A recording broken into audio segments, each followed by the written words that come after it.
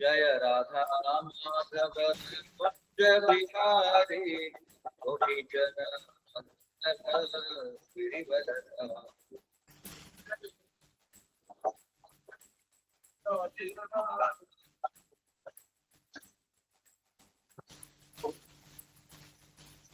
जय राधा माधव जय बिहारी गोपी जन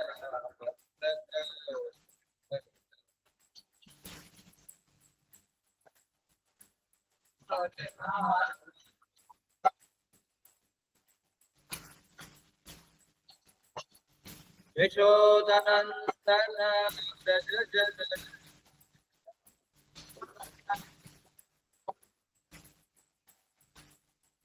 यशोदनन्दन व्रज जन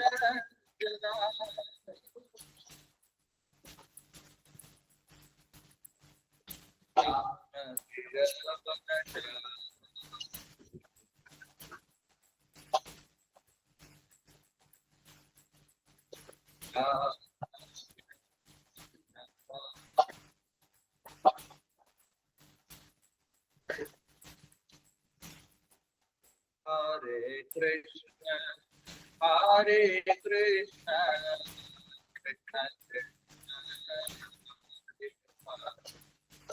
Hare Rama, Hare Rama, Rama Rama.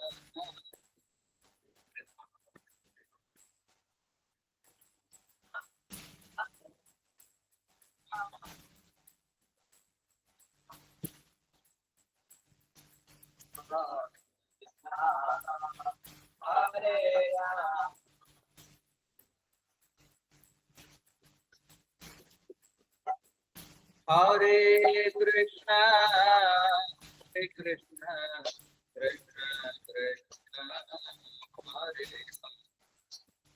Hare Rama, Hare Rama, Rama Rama.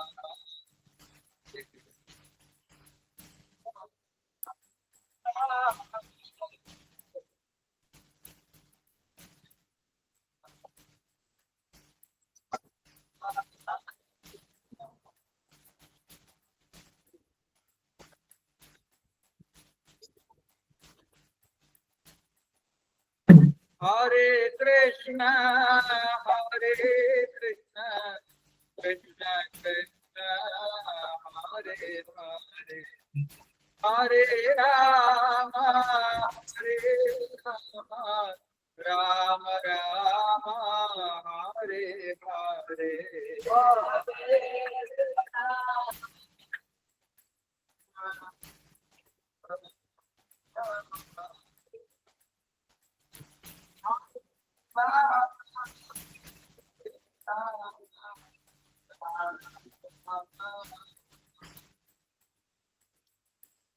Krishna Hare Krishna, Krishna Krishna, Hare Hare, Hare Rama, Rama Rama, Hare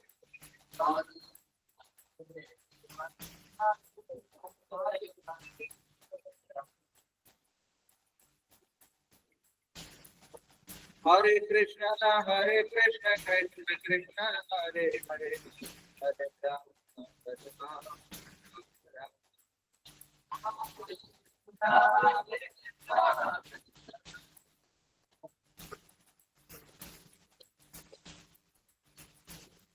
Hare Krishna, Hare Krishna, Krishna Krishna, Hare Hare, Hare Rama,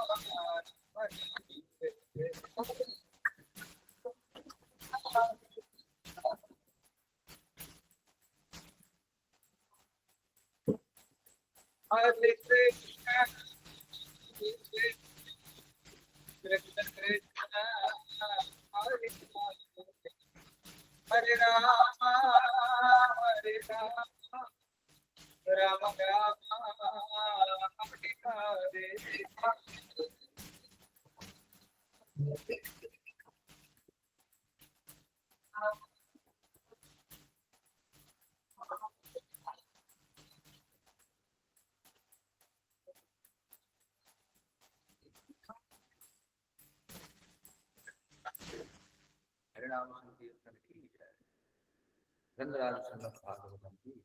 जगद्गुरु श्रील प्रभुपाद की।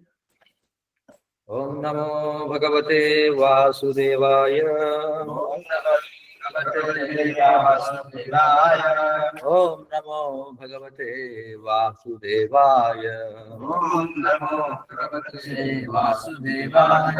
ओम नमो भगवते वासुदेवाय। ओम नमो भगवते वासुदेवाय। श्रीमद् भागवतम మూడవ స్కందం 31వ అధ్యాయం 26వ శ్లోకం 27వ శ్లోకం 27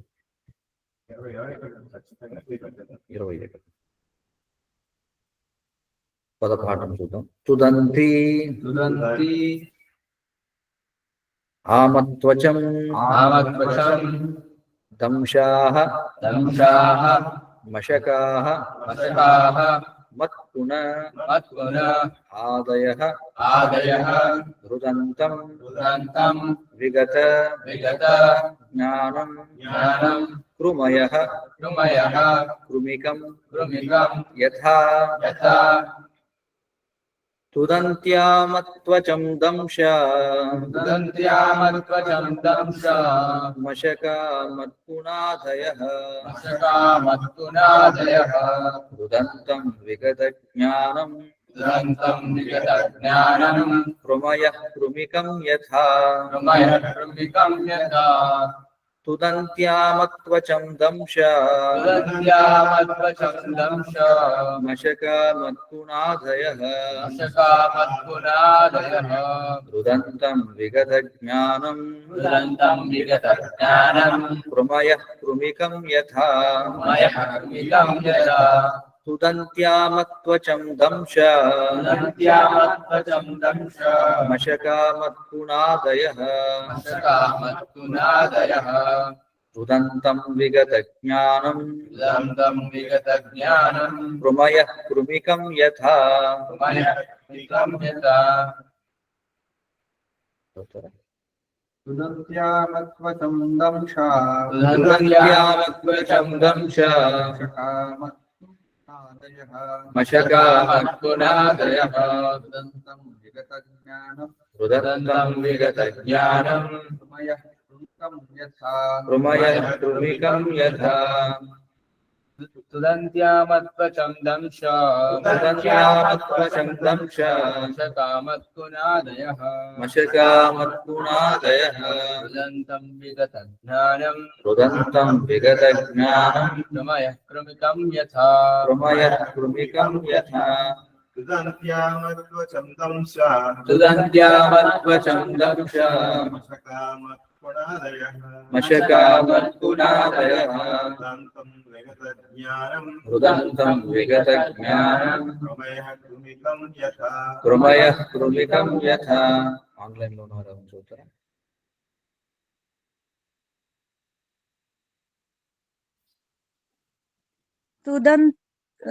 తుదంత్యామత్వచం దంశ తుదంత్యామత్వచం దంశ మశకామత్కునాదయః మశకామత్పునాదయః రుదంతం విగత జ్ఞానం రుదంతం విగత జ్ఞానం కృమయః కృమికం యథా కృమయః కృమికం యథా. తుదంత్యామత్వచం దంశ తుదంత్యామత్వచం దంశ మశకామత్కునాదయః మశకామత్పునాదయః రుదంతం విగత జ్ఞానం రుదంతం విగత జ్ఞానం క్రిమయా క్రిమికం యథా కృమయః కృమికం యథా. ప్రతిపదార్థములు తుదంతి తుదంతి కరచును అమత్వచం అమత్వచం ఆమత్వచం ఆమత్వచం సుకుమారముగు చర్మము గల శిశువును సుకుమారముగు చర్మముగల శిశువును దంశాః దంశాః ఈగలు ఈగలు మశకాః మశకాః దోమలు దోమలు మత్కున మత్కున నల్లులు నల్లులు ఆదయః ఆదేహ ఇతర క్రిములు ఇతర క్రిములు హృదంతం వృదంతం రోధించును రోధించును విగత విగత పోయిన వాడై పోయిన వాడై జ్ఞానం జ్ఞానము జ్ఞానం కృమయః కృమయః క్రిములు క్రిములు కృమితం కృమికం కృమికం కృమికం క్రిమిని కృమిని యథా యథ వలే. బలి. అనువాదం మరియు భాష్యము కృష్ణ కృపామూర్తి శ్రీ శ్రీమద్ అభయ చరణారవింద భక్తి వేదాంత స్వామి శ్రీ ప్రభుపాద ఇస్కాన్ సంస్థాపకాచార్య. అటువంటి నిస్సహాయ స్థితిలో ఈగలు దోమలు నల్లుల వంటి క్రిములు చిన్న కీటకములు పెద్ద కీటకమును కరిచినట్లుగా అతని సుకుమారముకు చర్మమును కరచుచుండు. అంతటా విగత జ్ఞానుడగు ఆత్మకు తీవ్రముగా రోధించును. భాష్యం. గర్భమునందు శిశువు పొందిన జ్ఞానము మాయా ప్రభావమున దాదాపుగా నశించిన దనుట విగత జ్ఞానం అని పదపు భాగం. పలు విధములకు కలతల కారణమున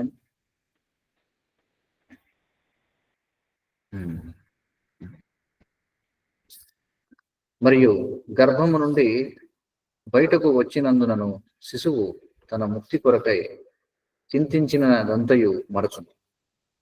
మనుషుడు ఆధ్యాత్మికోన్నతిని కలుగజేయు జ్ఞానమును పొందినను పరిస్థితులను బట్టి దానిని మరచునని చెప్పబడుతుంది. కనుక పాలురేగాక పెద్దవారు కూడా తమ కృష్ణ భక్తి భావనను రక్షించుకునుట యందు అతి సావధానులై ఉండి ప్రతికూల పరిస్థితులను తప్పించుకున్నవని. ఆ విధముగా వారు తమ ముఖ్య కర్తవ్యమును మరువకుందురు. జ్ఞానతిమిరాంధ్రస్య జ్ఞానాంజనశలాకయా చక్షురున్మీలితం येन तस्मै श्रीगुरवे नमः. ఓం విష్ణుపాదాయ కృష్ణప్రేష్ఠాయ భూతలే శ్రీమతే భక్తి వికాస స్వామితే నమః. ఓం విష్ణుపాదాయ కృష్ణప్రేష్ఠాయ భూతలే శ్రీమతే భక్తి వికాస స్వామితే నమః. నమస్తే సారస్వతే దేవే గౌరవాణి ప్రచారం నిర్విశేష శూన్యవాది పాశ్చాత్య దేశకారిణి. జయ శ్రీ కృష్ణ చైతన్య ప్రభు నిత్యానంద శ్రీ అద్వైత గదాధర శ్రీవాసాది. హరే కృష్ణ కృష్ణ కృష్ణ హరే హరే హరే రామ రామ రామ. జీవుల గతులను గురించి కపిల భగవానుడు తన తల్లి అయినటువంటి దేవహూతికి ఉపదేశిస్తూ ఉన్నాడు. మనం పూర్వ శ్లోకాల నుండి మనం చూస్తూ ఉన్నాం ఏ విధంగా తల్లి గర్భంలో 10 మాసాల పాటు ఉన్నటువంటి జీవుడు బలవంతంగా ఈ యొక్క శటవాయువు చేత బయటికి తోయబడతారనేటువంటి విషయాన్ని. అయితే ఇక్కడ మనం చూడొచ్చు ఈ శటవాయువు దాన్నే ప్రసూతి వాయువు అని కూడా అంటారు. అంటే ఈ వాయువు ఏం చేస్తుందంటే బలవంతంగా జీవుణ్ణి బయటకు తోస్తుంది. అందుకే మనకి దేవాలయాలలో ఈ షటారి అనేటువంటి దాన్ని ఇస్తారు. షటారి అంటే షటకోపం అంటాం కదా, అందరికీ నెత్తి మీద పెడతారు. వాస్తవానికి ఈ షటారి పెట్టడం అనేది శ్రీ వైష్ణవ సాంప్రదాయంలో ఉందన్నమాట. ఇతర సాంప్రదాయాలలో లేదు, కానీ ఇతర సాంప్రదాయాలలో కూడా దానిని తీసుకోవడం జరిగింది ఆ విధానం. ఎందుకంటే అందరికీ ఇష్టం, దేవాలయానికి వెళ్ళినప్పుడు మన నెత్తి మీద పెడితే బాగుంటుంది కదా అనుకుంటారు. కానీ అది దేనికోసం ఏమిటనేది చాలా మందికి తెలియదు. ఆ షటారి పైన మనం చూస్తే భగవంతుని యొక్క పాదపద్మాలు ఉంటాయి, భగవంతుని యొక్క పాదాలు దాన్ని ఉంటాయి. అయితే దాని ఉద్దేశం ఏమిటంటే ఈ మరి ఆళ్వారుల్లో మనం చూసినట్లయితే షటకోప ఆళ్వారు అనేటువంటి ఆయన ఒక ఆయన.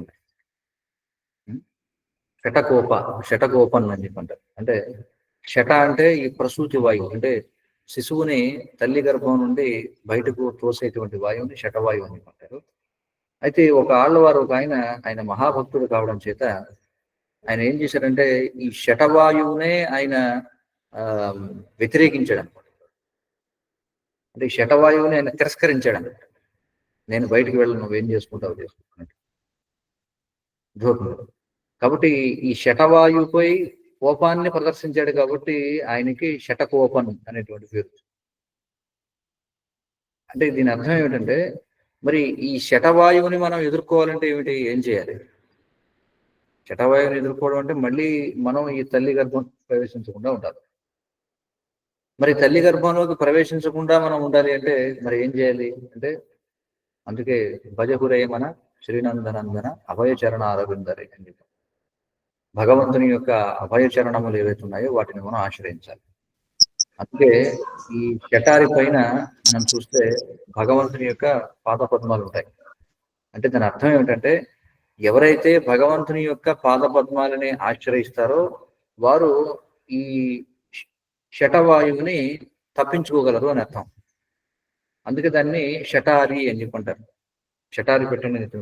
శటారి అంటే దాని అర్థం ఈ శటవాయువుకి శత్రువు ఎవరు అంటే భగవంతునికి పాదపద్మాలే శటవాయువుకి శత్రువు.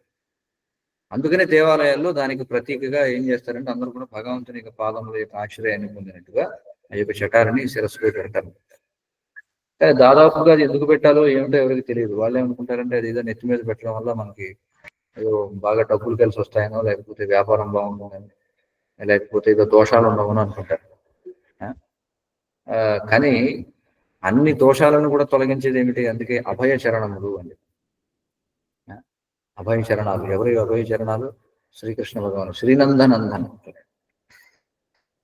మరి అలాగే భక్తి వేదాంత స్వామి శ్రీల ప్రభుపాదుల వారి యొక్క పేరు కూడా అభయ చరణారవింద, ఏసీ అని చెప్పి చదువుతారు. ఏసీ అంటే అభయ చరణారవింద భక్తి వేదాంత స్వామి శ్రీల ప్రభుపాదు. కాబట్టి మరి మనం నేరుగా భగవంతుడిని ఆశ్రయించేటువంటి పరిస్థితులలో లేవు కనుక మనం ఏం చేయాలి? మనం ఆచార్యుల యొక్క పాదపద్మాలను ఆశ్రయించాలి.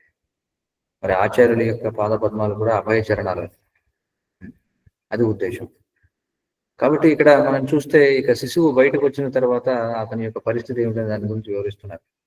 26వ శ్లోకంలో ఏమని వివరించారంటే, ఈ చెమటతోనూ క్రిములతోనూ నిండినటువంటి మలినమైనటువంటి శయ్యపై పరుండిన ఆ దీనుడకు శిశువు కూర్చోవడం, నిల్చోవడం లేదా కదలడం మాట అటుంచితే దురద పుట్టినప్పుడు గోక్కోవడానికి కూడా అసమర్థుడై ఉంటాడు. అంతే కదా. శైశవము అంటే ఏమిటి అర్థం అంటే ఇప్పుడు కూడా వెనకాల వెన్నుపై అలా పడుకుని ఉండేవాడు కాబట్టి ఆ స్థితిని శైశవము అని చెప్పంటారు.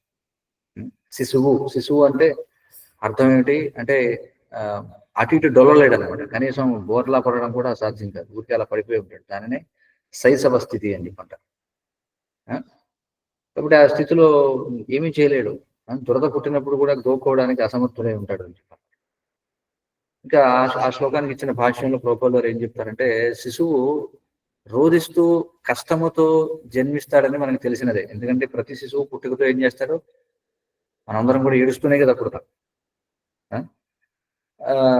కానీ పశువులు మనం చూస్తే అవి రోధించినట్టు మనకు కనిపించవు.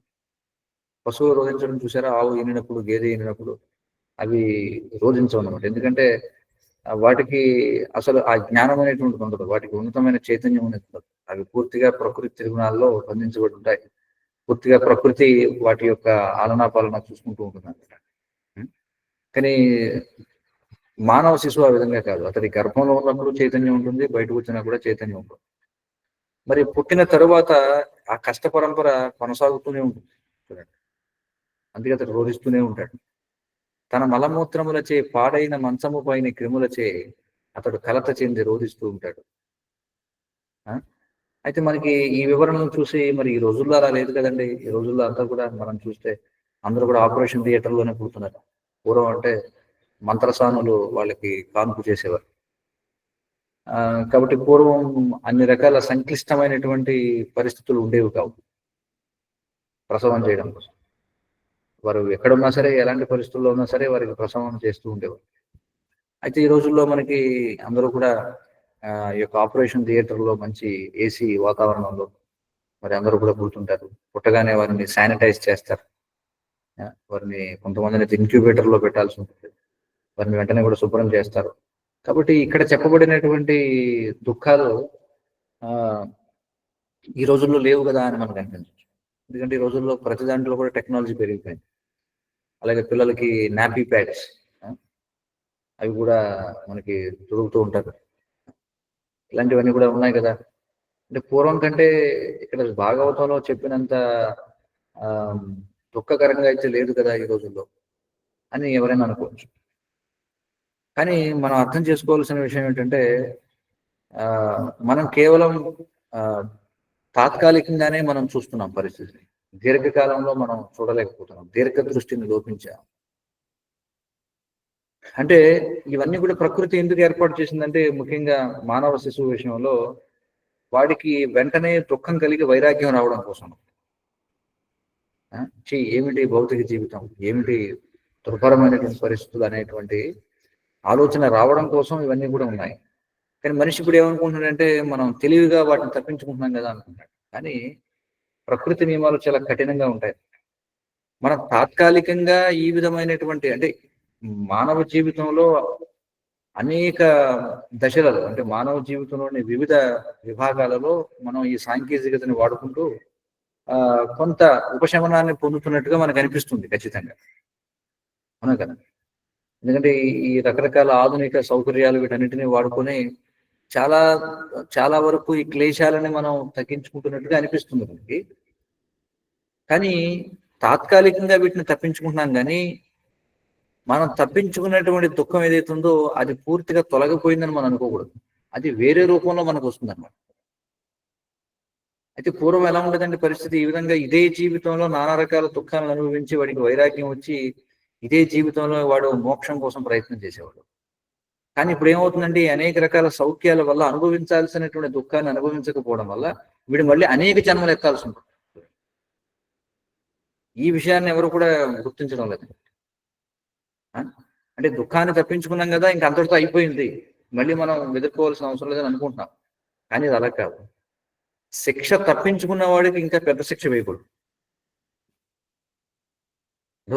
శిక్ష తప్పించుకున్న వాడికి ఇంకా పెద్ద శిక్ష వేయకూడదు. అదే వాడు విధేయుడే ఉండి ఆ శిక్షని అనుభవించాడు అనుకోండి, అంతటితో పోతుంది.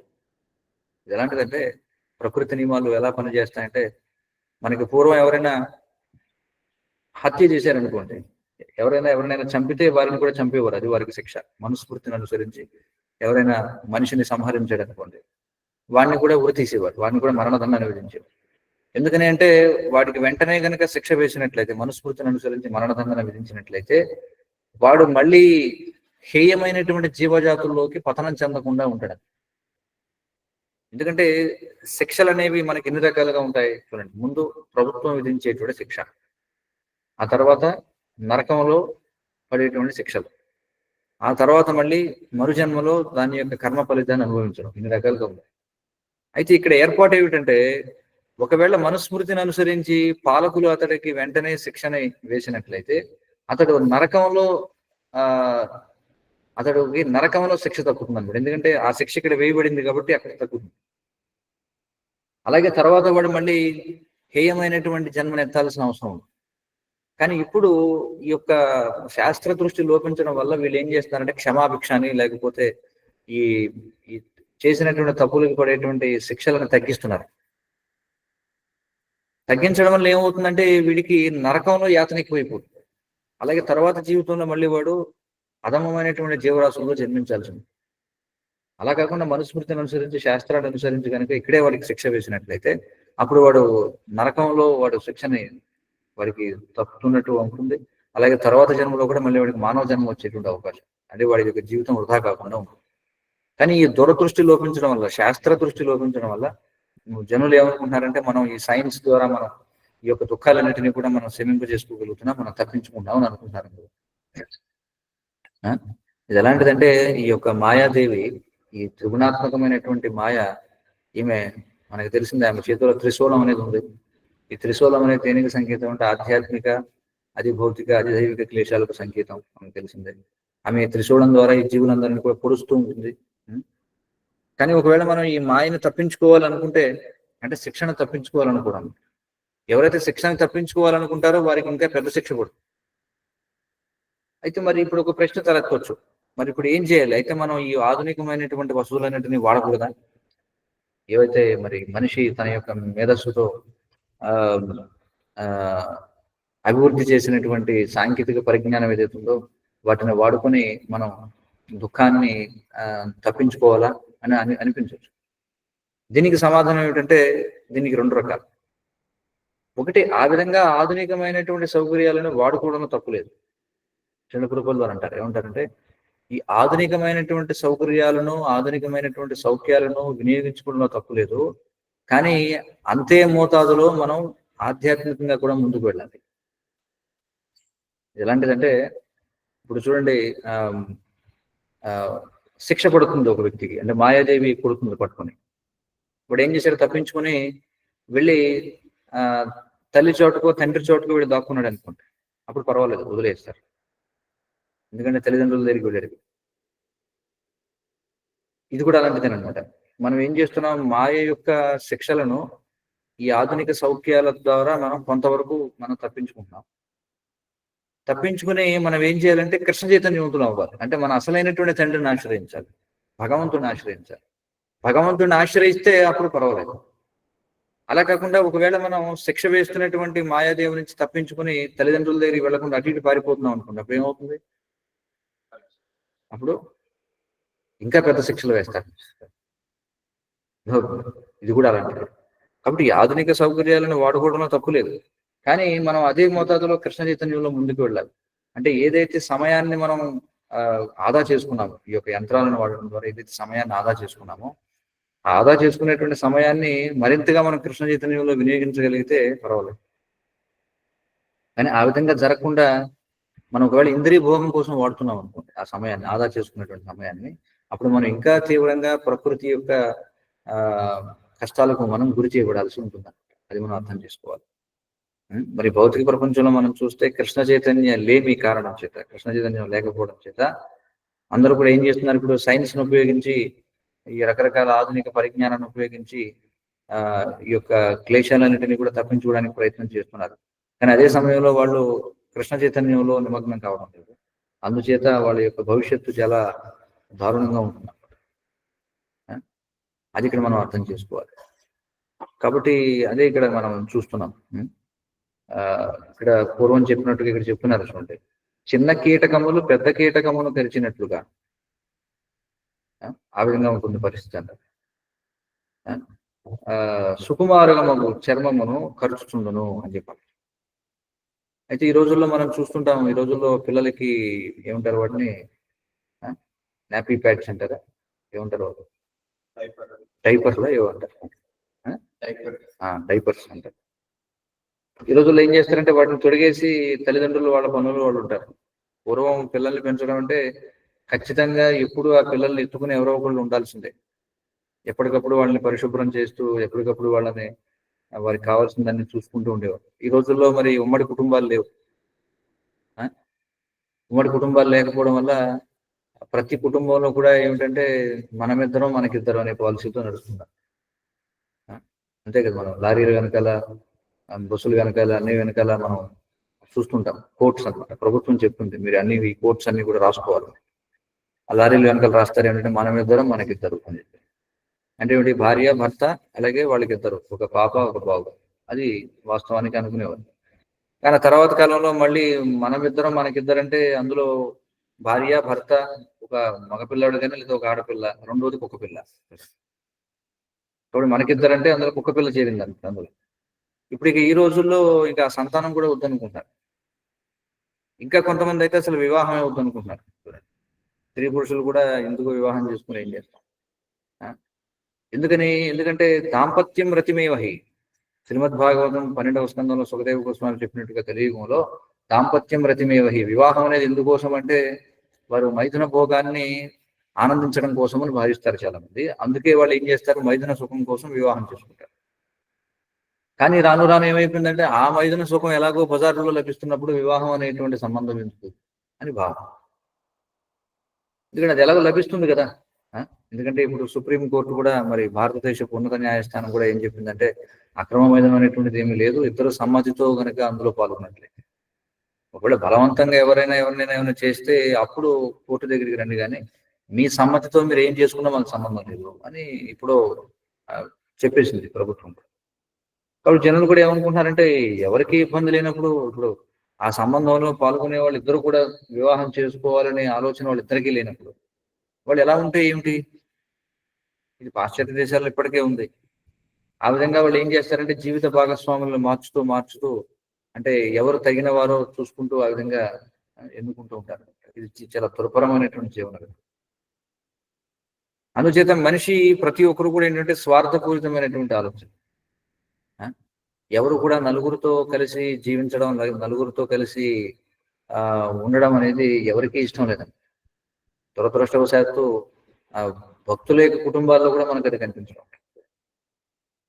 సరే బయట వాళ్ళు ఉండాలి ఉన్నారు, కానీ కృష్ణ చైతన్యంలో ఉన్న వాళ్ళైనా మరి మళ్ళీ ఈ యొక్క ఉమ్మడి కుటుంబ వ్యవస్థకు వెళ్ళాలి కదా అనుకుంటే అది కనిపించడం. ఇంకా చెప్పాలంటే చాలా శోచనీయమైనటువంటి విషయం ఏమిటంటే బయట సమాజం కంటే కూడా ఈ యొక్క కృష్ణ చైతన్య సంఘంలో ఈ యొక్క విడాకుల యొక్క రేటు ఎక్కువగా ఉంది బయట సంఘంలో కంటే. ఎందుకంటే వీళ్ళు తత్వాన్ని జోడిస్తారు. వీళ్ళు ఏమనుకుంటారంటే నువ్వు ఆత్మ నేను ఆత్మ, కాబట్టి మనకు అవసరమే ఉంది. కొన్ని చోట్ల ఎలా ఉందంటే పరిస్థితి, వాళ్ళు వివాహం చేసుకుంటారు కానీ సంతానాన్ని కనరు కొంతమంది. ఎందుకని అంటే వాళ్ళు ఏమంటారంటే ఇదంతా పెద్ద బోధరేషన్, ఎందుకు అనవసరం లేదు. మరి అలాంటప్పుడు ఎందుకు వివాహం చేసుకుంటారు అంటే ఊరికి రక్షణ కావాలి కదా. మరి శాస్త్రం చెప్తుంది కదా ఏమని, మరి స్త్రీ ఎప్పుడు కూడా మరి ఎవరో ఒక రక్షణలో ఉండాలి, భర్త రక్షణలో ఉండాలన్నారు కదా, కాబట్టి వివాహం. సంతానం అది బోధరేషన్ అవసరం. మరి అది కూడా ఎందుకు మరి ఆ విధంగా చేయడం? మరి శాస్త్రాలు చెప్తున్నాయి ఏమని, మరి అలాంటప్పుడు గృహంలో ఉండడం ఏంటి? శాస్త్రాలు ఏం చెప్తున్నారంటే పుత్రహీనం గృహం శూన్యం అని చెప్పారు. పుత్రుడు లేకపోతే సంతానం అనేది లేనప్పుడు గృహం శూన్యం అని చెప్పి. మరి గృహం ఎవరి కోసం అంటే గృహిణి కోసం అని చెప్పి. మరి గృహిణి దేనికోసం అంటే పుత్రార్థే హ్రియతే భార్య. శాస్త్రాలు చెప్తున్నాయి పుత్రార్థే అంటే పుత్ర సంతానాన్ని కనడం కోసం భార్యను స్వీకరించాలని చెప్పి. మరి నీకు సంతానాన్ని కనాలనేటువంటి ఆలోచన లేనప్పుడు నువ్వు భార్యను స్వీకరించకూడదు శాస్త్రాలు. కానీ వాళ్ళు ఏమనుకుంటారంటే మనం చాలా చాలా ఉన్నత స్థాయిలో ఉన్నటువంటి వాళ్ళం, మనం ఉన్నత స్థాయిలో ఉన్నటువంటి కృష్ణ చైతన్యాన్ని కలిగి ఉన్నాం కాబట్టి మనకి సంతానంతో సంబంధం లేదు అనుకునే వాళ్ళు కొంతమంది. దురదృష్టకరమైన చాలా స్పష్టంగా ఉంది పుత్రార్థే హ్రియతే భార్య. సంతానాన్ని కనాలనుకుంటేనే నువ్వు భార్యను స్వీకరించాలి. మరి అందుకే దానికి ఏమని చెప్పబడిందంటే ధర్మ సంతానము కామ సంతానము రెండు రకాలుగా ఉన్నాయి. కామ సంతానం అంటే ఏమిటి? ఊరికే ఏదో ఇంద్రియ భోగం కోసం కలవడం వల్ల పుట్టినటువంటి వారిని కామ సంతానం అని. మరి ధర్మబద్ధంగా అంటే మనకి కృష్ణుడు భగవద్గీతలో చెప్తున్నాడు, ఏమంటున్నాడు? ధర్మావిరుద్ధ కామోస్మి భరతర్షభ. ధర్మానికి విరుద్ధంగా అనేటువంటి కామం. ధర్మానికి విరుద్ధంగా అనేటువంటి కామం అంటే ఏమిటి? కేవలం కృష్ణ చైతన్యవంతులైనటువంటి సంతానాన్ని కనడం కోసం ఒకవేళ మరి వారు కలిసినట్లయితే ఆ యొక్క కామం నేనే అని చెప్పుకున్నాడు. ఇది ధర్మానికి విరుద్ధం కానటువంటిది అని చెప్పారు. కాబట్టి ఈ విషయాలన్నీ కూడా చాలా స్పష్టంగా మనకి శాస్త్రాలు చెప్పబడ్డాయి. అందుచేత మనం విలువైనటువంటి మానవ జన్మని మనం తేలికగా తీసుకోకూడదు. శాస్త్రాలు మనకి దిశానిర్దేశాలు ఇస్తున్నాయి, ఏ విధంగా జీవించాలి, ఏ విధంగా జీవించకూడదు అనేటువంటి విషయం. ఒకవేళ ఆ స్థాయిలో వైరాగ్యం ఉన్నటువంటి వాళ్ళు అయితే అసలు వాడు వివాహం చేసుకోవాల్సిన అవసరమే లేదు. కానీ ఏమిటంటే మనకి అర్ధకుట న్యాయం లాంటిది. అంటే నాకు నచ్చినది తీసుకుంటాను, నచ్చనిది వదిలేస్తాను. అంటే అర్ధకుకుటం. కుటం అంటే ఏమిటి? కోడి. కోడి యొక్క వెనుక భాగం నాకు కావాలి, కానీ ముందు భాగం నాకు. ఎందుకని ముందు భాగం మేత తింటుంది, నష్టం అది. కానీ వెనుక భాగం గుడ్లు ఇస్తుంది. కాబట్టి కోడి తలకాయ తీసేసామనుకోండి, దానివల్ల ఏమవుతుంది? గుడ్లు వస్తాయా? రావు. అర్ధకుకుట న్యాయం. మరి ఇక్కడ చెప్తున్నారు ఏంటంటే ఈ గర్భంలో శిశువు ఉన్నప్పుడు ఉన్నటువంటి జ్ఞానం ఏదైతే ఉందో మాయా ప్రభావం వలన దాదాపుగా నశించిపోతుంది. అందుకే విగత జ్ఞానము అని చెప్పారు. మరి ఈ పద సముదాయము దాని యొక్క భావం చెప్తున్నారు. అంటే అనేక రకాల బాధల కారణం చేత గర్భము నుండి బయటకు వచ్చినందున శిశువు తన ముక్తి కోసం చింతించినదంతా కూడా మర్చిపోతాడు. మరి అందుకే ఈ తీవ్రమైనటువంటి అంటే ఈ శారీరకమైనటువంటి దుఃఖం ఎక్కువగా ఉన్నప్పుడు భగవంతుని స్మరించడం అనేది చాలా కష్టం, చాలా కష్టం. మన సాధారణ పరిస్థితుల్లో మనం హరే కృష్ణ జపం చేసుకుంటాం, లేకపోతే స్తోత్రాలు చదువుతాం, ఇవన్నీ చేస్తాం. కానీ ఏదైనా అత్యవసర పరిస్థితి వచ్చినప్పుడు ఏమిటి మన చైతన్యాలం? అత్యవసర పరిస్థితి వచ్చినప్పుడు మరి మనం కృష్ణుడిని తలుచుకుంటామా? అలాగే ఈ జన్మ మృత్యువు రెండు కూడా ఆ విధమైనటువంటి దుఃఖకరమైనటువంటి పరిస్థితులే. అంటే ఒక శరీరంలోకి ప్రవేశించడం అంటే తల్లి గర్భం నుంచి బయటికి రావడం, అలాగే మన శరీరాన్ని వదిలిపెట్టడం, ఈ దేహాంతర ప్రాప్తి ఏదైతే ఉందో అది చాలా చాలా దుఃఖంతో కూడుకున్నటువంటి. మరణం కూడా అలాంటిదే.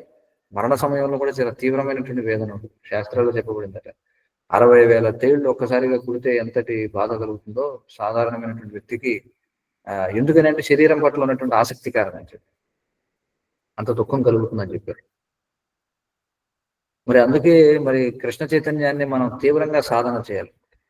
ఊరికే ఏదో పైన ఇది చేస్తే కాదు, తీవ్రమైనటువంటి సాధన చేయాలి. అంటే ఏదో ఉన్నాను కదా, ఏదో చేస్తున్నాం కదా అనేటువంటి భావన కాకుండా మనం జాగరూకతతో చూడండి, అంటే కాన్షియస్ గా మనం దాన్ని ప్రయత్నం చేయాలి. లేదంటే అది ఊహించినంత సులభం కాదు. అందుకే మనం చూస్తే ఈశోపనిషత్తులో స్వయంభవ మనువు ఆయన ప్రార్థన చేస్తారు. ఏమంటాడంటే నేను ఏదైతే జీవితాంతం చేసినటువంటి సేవ ఏదైతే ఉందో దయచేసి వాటిని నువ్వు గుర్తు చేసుకో స్వామి అని చెప్పి ప్రార్థిస్తారు. నేను ఏదైతే నీకు సేవ చేశానో జీవితాంతం, దయచేసి ఆ సేవను నువ్వు గుర్తు చేసుకున్నట్లయితే, నువ్వు ఎప్పుడైతే నన్ను గుర్తు చేసుకుంటావో అప్పుడే నేను నిన్ను గుర్తు చేసుకోగలను. మనం భగవంతుణ్ణి స్మరించడం అనేది దాదాపుగా అసాధ్యం ఇది మరణ సమయంలో, ఎందుకంటే అంత తీవ్రమైనటువంటి వేదన. అదృష్టవశాత్తు ఒకవేళ ఎవరైనా స్మరించగలిగారంటే వారిని భగవంతుని స్మరిస్తాడు కాబట్టి మనం స్మరించగలం. ఎందుకని కృష్ణుడు చెప్తున్నాడు, వేదైశ్చ సర్వైరహమేవ వేద్యః వేదాంతకృత్ వేద విదేవేచాహం. తర్వాత ఏమన్నాడు, మత్తః స్మృతిర్ జ్ఞానం అపోహనం చెప్పండి. సర్వస్య చాహం హృది సన్నివిష్టో మత్తః స్మృతిర్ జ్ఞానం అపోహనం చ. నా నుండే స్మృతి జ్ఞానం అపోహనం మూడు కూడా కలుగుతున్నాయి. స్మృతి అంటే గుర్తు రావడం, జ్ఞానం అంటే అర్థం కావడం, అపోహనం అంటే మర్చిపోవడం. కాబట్టి మనకి ఏదన్నా గుర్తు రావాలి అంటే ముందు పరమాత్మ గుర్తు చేయాలి. కాబట్టి ఒకవేళ మరణ సమయంలో భగవంతుడు మనల్ని గుర్తు చేసుకుంటే అప్పుడు మనకి భగవంతుడు గుర్తొస్తాడు. అందుకే ఆయన ఆ విధంగా ప్రార్థన చేస్తారు. కాబట్టి దయచేసి నన్ను నేను చేసినటువంటి సేవను గుర్తు చేసుకుంటే నేను ఆ విధంగా నిన్ను గుర్తు చేసుకోగలను అని. కాబట్టి మనుషుడు ఆధ్యాత్మికోన్నతిని కలగజే జ్ఞానమును పొందిన పరిస్థితులను బట్టి దానిని మర్చిపోతాడని చెప్పబడుతుంటుంది. అందుకే ఏం చేయాలట, పిల్లలు మాత్రమే కాదు పెద్దవాళ్ళు కూడా తమ కృష్ణ భక్తి భావనను రక్షించుకొనుట యందు అతి సావధానులై ఉండాలి. ఎలాగా ప్రతికూల పరిస్థితులను తప్పించుకున్నవారిని అంజుకుంటారు. ఇది చాలా చాలా ముఖ్యమైనటువంటి విషయం. అందుకే ఎప్పుడు కూడా భజసాధు సమాగమం చాణక్య పండితుడు అంటాడు. ఏమంటాడంటే త్యజ దుర్జన సంసర్గం. మన జీవిత విధానాన్ని, మనకి కెరీర్ ప్లానింగ్ అని చెప్తుంటారు.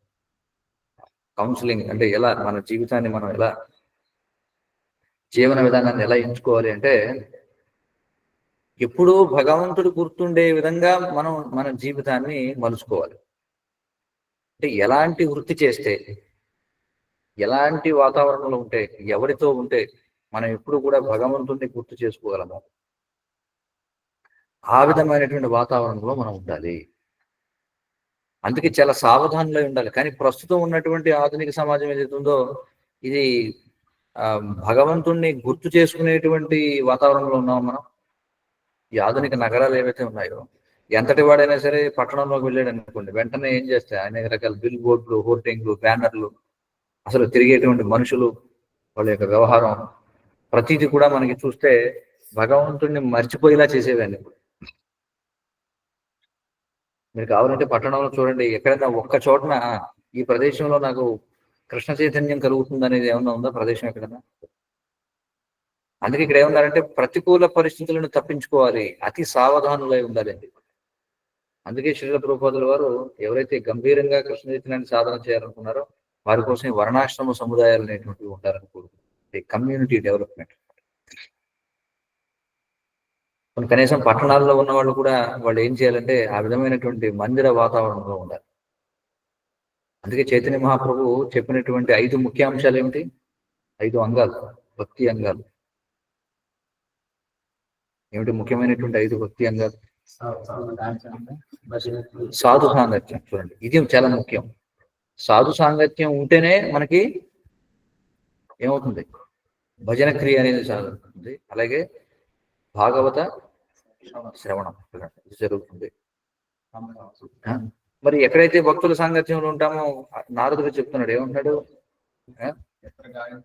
ఎత్ర గాయంతి మద్భక్త తత్ర తిష్టామి నారద. మరి ధామాల్లో ఉండాలంటే మనం అనుకోవచ్చు, మరి ఏమిటి దేశంలో ఇన్ని కోట్ల మంది జనాభా ఉన్నారు, అందరూ కూడా వెళ్ళి మధుర, బృందావనం, లేకపోతే ద్వారక, లేకపోతే మాయాపూర్ ఇలాంటి ప్రాంతాల్లో నివసించాలంటే అది సాధ్యం అవుతుందా?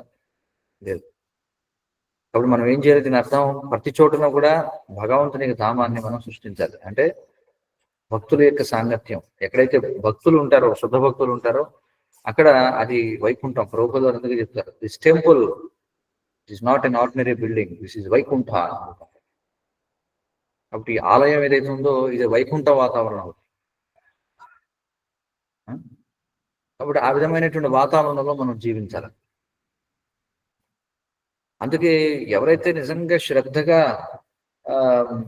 మనం భక్తులు పురోగమించాలనుకుంటారో వాళ్ళు ఖచ్చితంగా భక్తుల యొక్క సముదాయంలో ఉండాలి, మందిరానికి దగ్గరలో ఉండాలి. చాలా ముఖ్యం అది. ఎందుకంటే భాగవత శ్రవణం చేయాలి.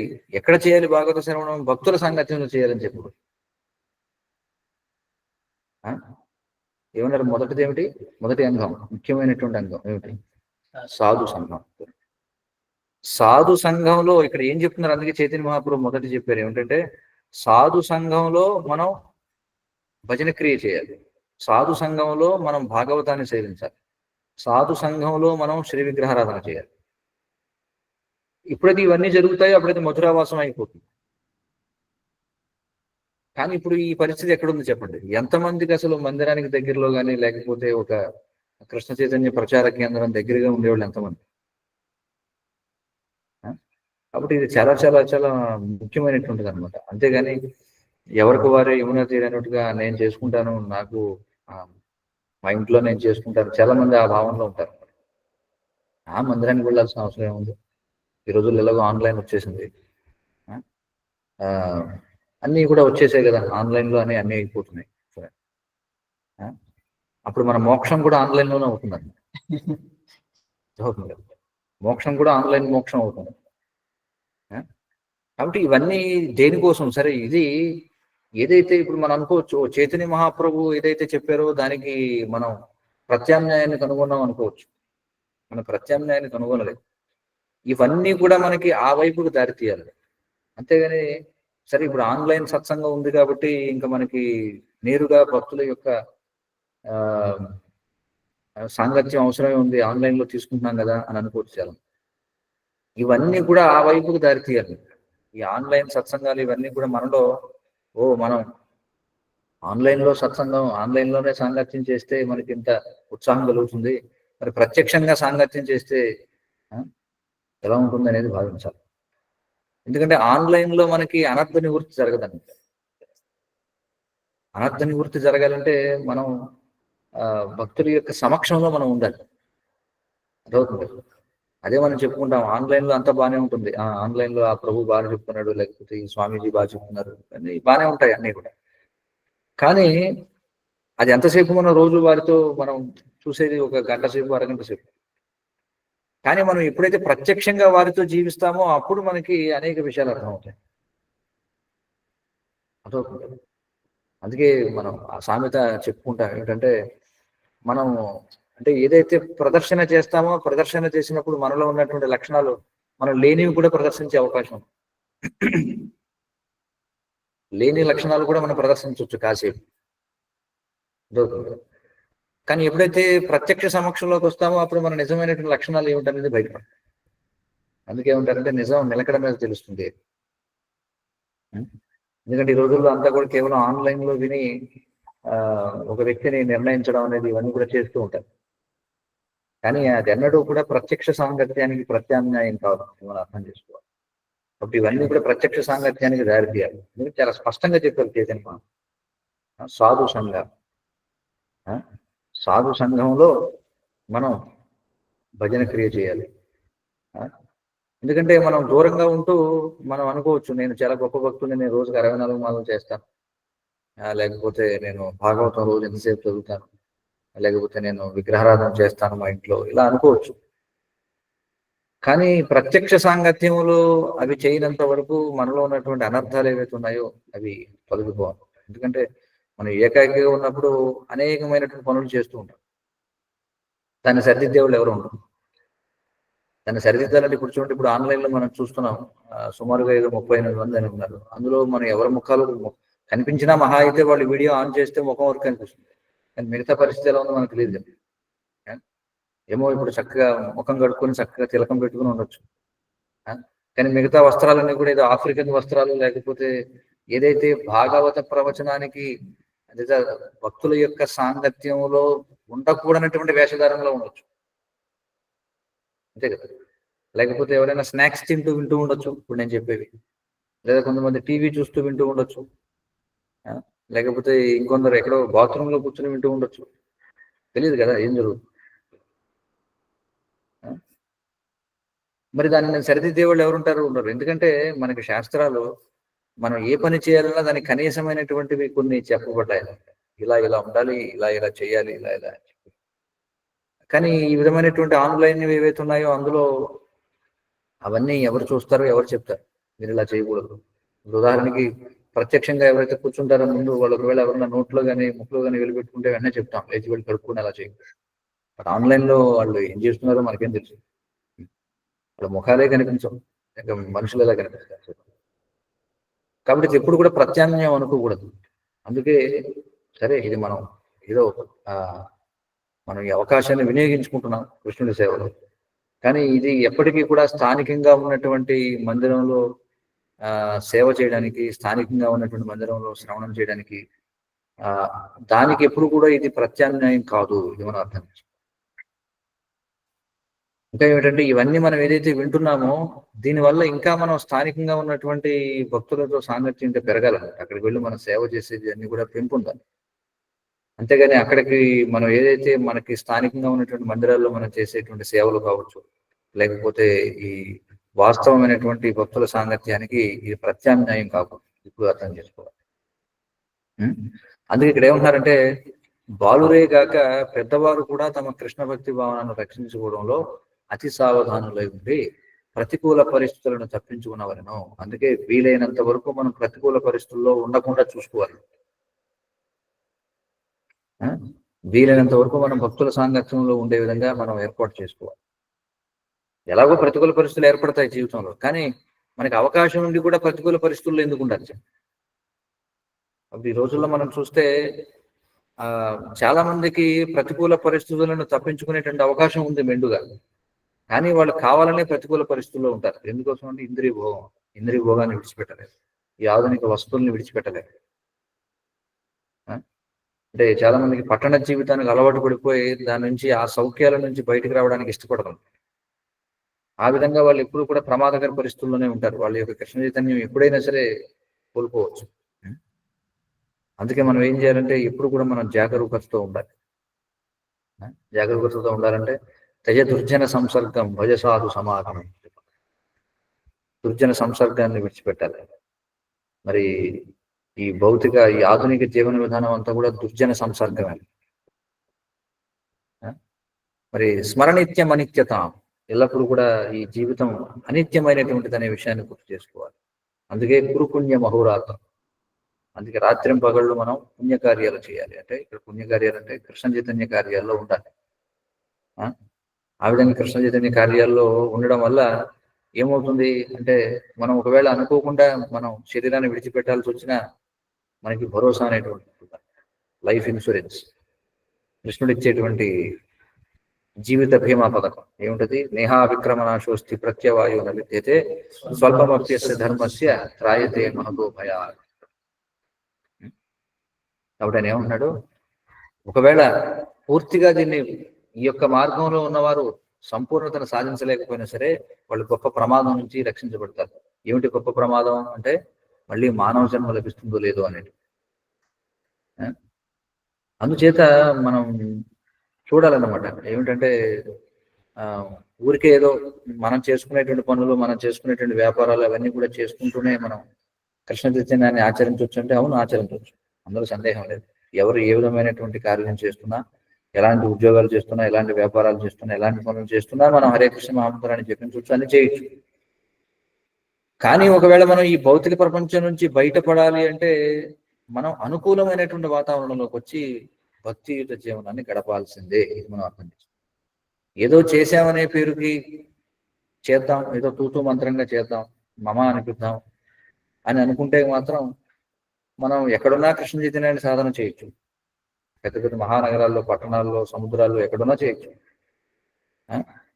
కానీ మళ్ళీ మళ్ళీ మనం భౌతిక ప్రపంచానికి తిరిగి రావాల్సి ఉంటుంది. ఎందుకంటే శుద్ధ భక్తి చేసేటువంటి అవకాశం చాలా తక్కువ. అంటే ఈ ఆధునికమైనటువంటి సదుపాయాల్లో ఉండి కూడా శుద్ధ భక్తి చేయగలరా అంటే ఎవరో భక్తినాథ్ ఠాకూర్ లాంటి వారు, శ్రీల ప్రభుపాదుల వారు లాంటి వాళ్ళు, అలాంటి వాళ్ళ వల్ల సాధ్యం అవుతుంది. కానీ మిగిలిన వారి వల్ల అది సాధ్యం కాదు. ఎవరో ఒకరు ఉంటే ఉండొచ్చు, కానీ మిగిలిన వారందరికీ తప్పనిసరిగా అనుకూల వాతావరణం అవసరం. దేనికి అంటే ఈ యొక్క ఇదే జన్మలో మనం ఒకవేళ చెప్పుకోదగ్గ పురోగతి సాధించి ఈ యొక్క భవసాగరాన్ని దాటాలి అంటే ఖచ్చితంగా అనుకూల వాతావరణంలోకి రావాల్సిందే. అలా కాకుండా నేను ఎక్కడున్నాను అక్కడే ఉంటాను అనుకుంటే భౌతిక ప్రపంచాన్ని దాటి మనం బయటకు వెళ్ళలేం. అందుకే ఇక్కడ హెచ్చరిక చేశారు ఏమిటంటే అతి సావధానులై ఉండాలి అని. ఎందుకంటే మర్చిపోయేటువంటి అవకాశాలు ఎక్కువ, భగవంతుని మర్చిపోయే అవకాశాలు ఎక్కువ ఈ ప్రపంచంలో, గుర్తు చేసుకునేటువంటి అవకాశాలు కంటే. అందుకే మనం కూడా ఏమిటంటే జీవితాంతం, అయితే చాలా మందికి చాలా కష్టం. ఎందుకంటే ఇప్పుడు వాళ్ళకి అందరూ కూడా పట్టణ జీవిత విధానానికి అలవాటు పడిపోయి ఉన్నారు. వాళ్ళు ఉద్యోగాలు అన్నింటినీ కూడా విడిచిపెట్టడం అనేది చాలా కష్టం. మరి ఏం చేయాలి? సరే, ప్రస్తుతం నీకు కష్టంగా ఉండొచ్చు, అందుకే వానప్రస్థాశ్రమం స్వీకరించమని చెప్తున్నాయి శాస్త్రాలు. సరే, గృహస్థుడిగా నీకు కష్టం కావచ్చు పట్టణాన్ని వదిలిపెట్టడం, కానీ కనీసం నువ్వేం చేయాలంటే సరే ఎలాగో నువ్వు అందులో చిక్కుకున్నావు కాబట్టి నీకున్న మార్గం ఏంటంటే వానప్రస్థాన్ని స్వీకరించు. పంచాశోర్ధం వనం వ్రజేస్తున్నారు. అందుకే ఎప్పుడైతే నీకు 50 సంవత్సరాల వయసు వస్తుందో అప్పుడు ఏం చేయాలి? నువ్వు కనీసం అప్పుడైనా సరే ఈ పట్టణ జీవిత విధానాన్ని విడిచిపెట్టి, కొన్ని పట్టణంలో ఉన్నా సరే నువ్వు ఏం చేయాలంటే పట్టణంలో ఉన్నటువంటి ఆలయాలు ఏమన్నా ఉన్నట్లయితే ఆలయానికి వెళ్ళి ఆలయంలో ఉంటూ సేవ చేయడము, లేదా ఆలయం పక్కనే ఉంటూ సేవ చేయడము, కనీసం కొంతలో కొంత చేయాలి. ఇంకా అవకాశం ఉంటే అసలు ఈ పట్టణ వాతావరణాన్ని విడిచిపెట్టి ఎక్కడైనా దూరంగా ఉన్నటువంటి ఆలయాలలో, లేకపోతే ఆశ్రమాలలో, మందిరాలలో, వ్యవసాయ క్షేత్రాలలో, వర్ణాశ్రమ సముదాయాలకు వెళ్ళి అక్కడ ఉండి చేయడం అనేది చాలా గొప్ప అవకాశం. లేదంటే జీవితాంతం నేను ఇలాగే ఉంటాను, జీవితాంతం ఇంట్లోనే ఉంటూ ఆధునిక సౌకర్యాల్లో ఉంటూ ఏదో చేయలేనంత చేస్తాను అంటే భౌతిక ప్రపంచాన్ని విడిచిపెట్టి బయటకు వెళ్ళే అవకాశాలు చాలా చాలా చాలా తక్కువ. అది మనం గ్రహించాలి. హరే కృష్ణ. ఏమైనా ప్రశ్నలు, సూచనలు ఉంటే చెప్పవచ్చు ఎవరైనా.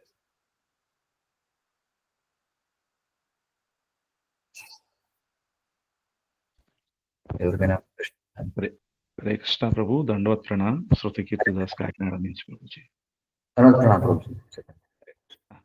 ప్రభుజీ, మహాభక్తులే ఏదో కారణం చేత మాయ చాలా పవర్ఫుల్ కాబట్టి పతనం చెందినవన్నీ మనకు ఉదంతాలు ఉన్నాయి. అత్యంత సాధారణమైన సాధకులు అంటే మరీ భయంకరమైన పరిస్థితి ఉంటుంది. ఒకవేళ పతనం చెందిన తర్వాత మళ్ళా భక్తి మార్గంలో రావడానికి చేయవలసిన మొట్టమొదటి కార్యం ఏమై ఉండొచ్చు? వాటికి చుట్టూ ఉన్న వాళ్ళు, మిగతా సాధకులు ఏ విధంగా సహకరించాలి? శ్రీల ప్రభుపాద గారు చెప్తారు, ఏమంటారంటే in material world jiva is prone to failure అని చెప్పంటారు. అంటే ఈ భౌతిక ప్రపంచంలో ఆధ్యాత్మికంగా విఫలం కావడం అనేది జీవికి సహజం అని చెప్పంటారు. ఎందుకంటే మనం అసలు ఈ భౌతిక ప్రపంచమే జీవికి ప్రతికూల వాతావరణం, ఇది అనుకూల వాతావరణం కాదు. మనం ఉన్నది భౌతిక ప్రపంచంలో కాబట్టి భౌతిక ప్రపంచంలో భౌతిక కార్యాలకు ఎక్కువ ప్రోత్సాహం ఉంటుంది, కానీ ఆధ్యాత్మిక కార్యాలకు ఉండదు. అందుకే ఆధ్యాత్మికంగా ముందుకు వెళ్ళాలంటే తపస్సు అనేది చేయాల్సింది తప్పనిసరిగా. తపస్సు చేయకుండా అంటే అసౌకర్యాన్ని స్వీకరించకుండా మనం ఆధ్యాత్మికంగా ముందుకు వెళ్ళలేం. కాబట్టి ఒక విధంగా చెప్పాలంటే ఎవరైనా ఆధ్యాత్మిక జీవితం నుండి పతనం చెందారంటే అది పెద్ద ఆశ్చర్యకరమైన విషయం కాదనమాట భౌతిక ప్రపంచం. ఎందుకంటే జీవ ఇస్ ప్రోన్ టు ఫెయిల్యూర్. జీవి ఇప్పుడు పతనం చెందే అవకాశమే ఎక్కువ ఉంటుంది. అంటే ఇప్పుడు చూడండి, ఏదైనా తాటి చెట్టు కొబ్బరి చెట్టు ఎక్కుతున్నాం అనుకోండి, ఎక్కాలంటే చాలా కష్టపడాలి. కానీ జారి పడిపోవడం అనేది సులభంగా చేయదగినది. అత్యంత సులభమైన కార్యం ఏమిటంటే పతనం చెందడం. కాబట్టి ఎవరైనా ఒకవేళ ఆధ్యాత్మిక జీవితం నుంచి పతనం చెందారు అంటే మనం అర్థం చేసుకోవాల్సింది అది సహజంగా జరిగే కార్యం. కానీ ఒకవేళ ఎవరైనా పురోగమిస్తున్నారంటే దానికి మనం మెచ్చుకోవాలి. కాబట్టి పతనం అనేది జరుగుతూ ఉంటుంది. కానీ కృష్ణుడు చెప్తున్నాడు, ఏమన్నాడంటే మనకి 9వ అధ్యాయంలో, అపిచేత్ సుదురాచారో భజతే మా అనన్య భాగ సాధురేవ సమంతవ్య సమ్యక్ వ్యవసితో హి సహా అనుకోండి. అపిచేత్ సుదురాచారం, అత్యంత దుర్మార్గమైనటువంటి కార్యాల్లో నిమగ్నమై ఉన్నప్పటికీ కూడా ఒకవేళ అతడు కృష్ణ చైతన్యవంతుడైనటువంటి సాధువు అయితే అతన్ని మనం ఏమన్నారు దాన్ని, అతన్ని చేదరించుకోకూడదు, అతన్ని సాధువుగానే పరిగణించాలి. కారణం ఏంటంటే అతడు మళ్ళీ తర్వాత శ్లోకం క్షిప్రం భవతి ధర్మాత్మ శశ్వచ్ఛాంతిం నిగచ్చతి కౌంతేయ ప్రతిజాని నమే భక్త ప్రణశ్యతి అని చెప్పారు. ఎందుకని అతన్ని సాధువుగానే పరిగణించాలంటే క్షిప్రం అంటే వెంటనే క్షిప్రం భవతి ధర్మాత్మ, మళ్ళీ అతను ధర్మాత్ముడు అవుతాయి.